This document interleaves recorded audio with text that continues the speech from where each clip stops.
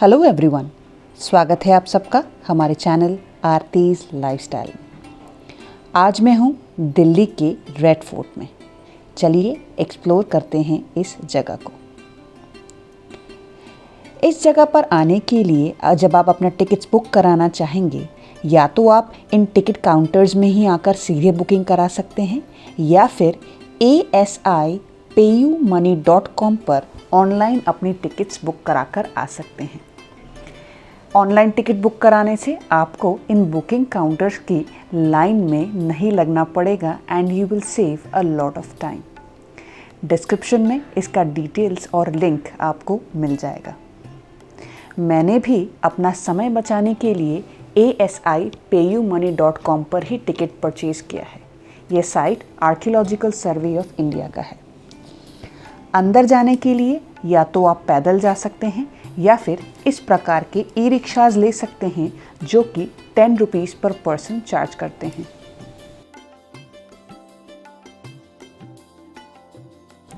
Red fort में total 4 दरवाजे हैं। हमने एंटर किया लाहौरी गेट से। चलिए एक्सप्लोर करते हैं 2007 में acknowledged UNESCO world heritage site को। रेड सैंडस्टोन में बने होने के कारण इस फोर्ट को लाल किला कहा जाता है। लाल किले के सौंदर्य, भव्यता और आकर्षण को देखने के लिए दुनिया के कोने कोने से लोग आते हैं और इसकी शाही बनावट और अनूठी वास्तुकला की प्रशंसा करते हैं। This fort was built in the year 1648. करीब 250 एकड़ ज़मीन में फैला ये भव्य किला मुग़ल राजशाही और ब्रिटिशर्स के खिलाफ गहरे संघर्ष की दास्तां बयां करता है।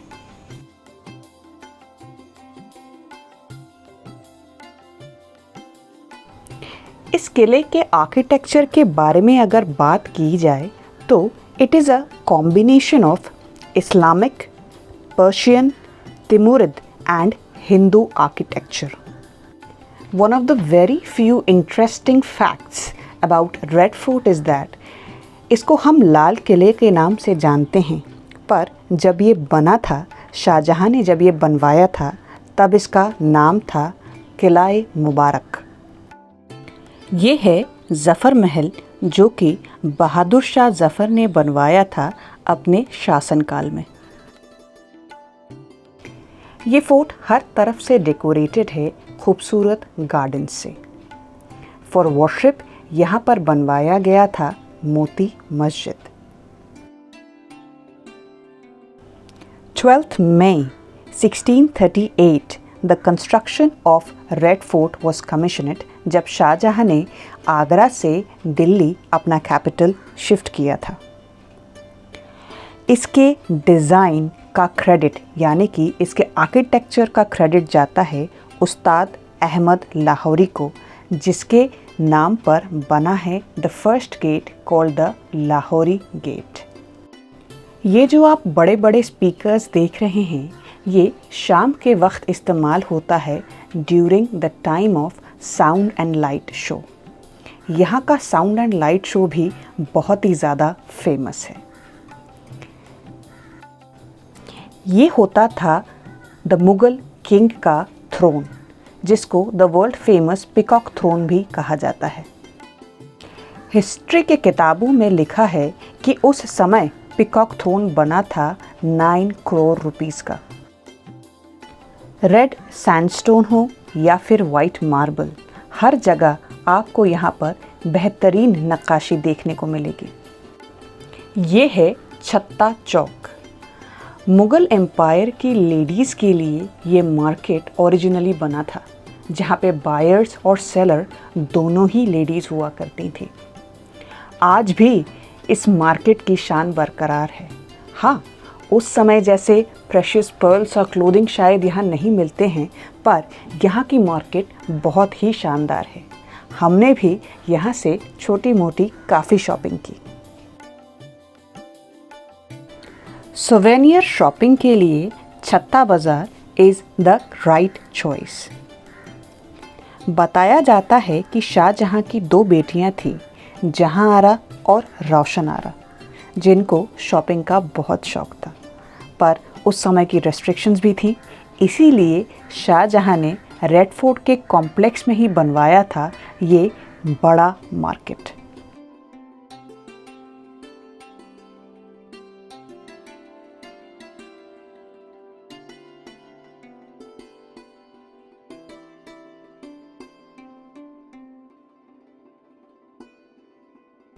इस किले के चारों तरफ ये चौड़ी और गहरी खाई बनी हुई थी, so that the fort can be protected from any direct invasion। और चारों तरफ उसके उस समय बहा करती थी द ग्रेट यमुना रिवर। इसकी दीवारों पे उस समय नक्काशी की हुई थी सोने की, और प्रेशियस मिनरल्स और पर्ल्स भी लगे हुए थे। लेकिन बार बार के इन्वेजन्स, खासकर ब्रिटिश इन्वेजन्स ने इसको बहुत नुकसान पहुंचाया। हर चीज़ को यहाँ से लोग लूट कर ले गए। इस किले के 4 गेट्स हैं। पहला लाहौरी गेट, दूसरा दिल्ली गेट, तीसरा यमुना गेट और चौथा सलीमगढ़ गेट।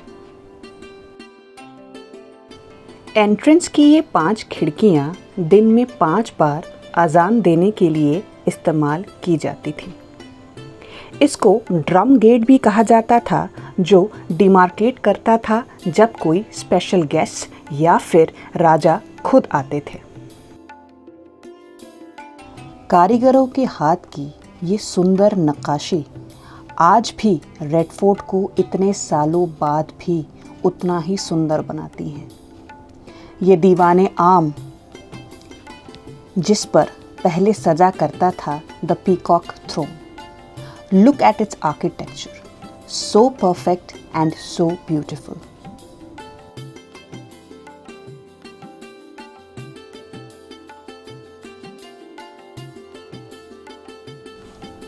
किसी समय ये थ्रोन भी सजा हुआ था precious and semi precious stones से। सफ़ेद संगमरमर में बना हुआ इतना खूबसूरत थ्रोन शायद ही इंडिया में कोई और हो। पर्शियन आर्ट पर बेस्ड ये मार्बल पर नक्काशी, which is also in a different colour, बहुत ही कम जगह वर्ल्ड में देखने को मिलती है। सोचिए the quality of work and the material used, जो कि आज भी ये इतनी ही खूबसूरत दिखती है। A special credit goes to the ASI, the Archaeological Survey of India, जो इसको आज भी मेंटेन कर रही है। समय समय पर जहाँ जहाँ इनको रिपेयर्स वगैरह की आवश्यकता होती है, they are always doing that। कहने को तो मैं ये कहूँगी कि इसका जो ग्रैंडियर शाहजहाँ के समय में था, उसका 1/4 भी आज नहीं है। लेकिन इस धरोहर को ASI ने आज भी संभाल के रखा है, so that we can culture our history। जिस स्ट्रक्चर का 1/4 हिस्सा ऐसा दिखता है, सोचिए शाहजहाँ के समय में ये कैसा दिखता होगा। ये वॉल्स की जो पेंटिंग्स हैं, ये गोल्ड प्लेटिंग से की गई थी। इनको पिघलाकर निकाल कर ले जाया गया था। इंडिया को सदियों से सोने की चिड़िया कहा जाता था, और इस सोने की चिड़िया को चाहे अंग्रेज़ हों या फिर कुछ और राजा जो एक एक करके लूट कर लेकर गए हैं। But I must admit the culture and the history and the beauty of India has always been the best in the world. आशा करती हूँ आप में से बहुत से लोगों ने रेड फोर्ट को देखा होगा, और अगर आपने अभी तक रेड फोर्ट नहीं देखा और आप दिल्ली में रहते हों, तो please go and visit this heritage site. और अगर आप दिल्ली के बाहर से हैं और दिल्ली विज़िट करने आए हों, तो एक बार समय निकालकर इस रेड फोर्ट को विज़िट करने के लिए ज़रूर आएँ। इसकी ticket charges are very nominal, only ₹35। Mondays को ये बंद रहता है, and it opens from sunrise to sunset.